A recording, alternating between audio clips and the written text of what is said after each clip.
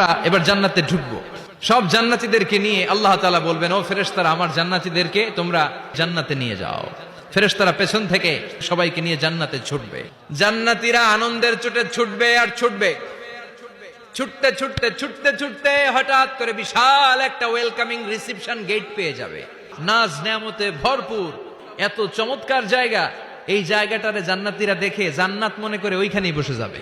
ফেরেশতারা বলবেন, no, you are absolutely wrong, আপনারা ভুল করছেন, এটা জান্নাত না, এটা জান্নাতের গেট।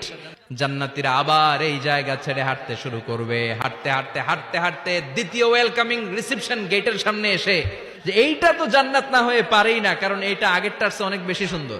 ফেরেশতারা আবার বলবে, you are absolutely wrong man. আবার জান্নাতীরা ছুটবে।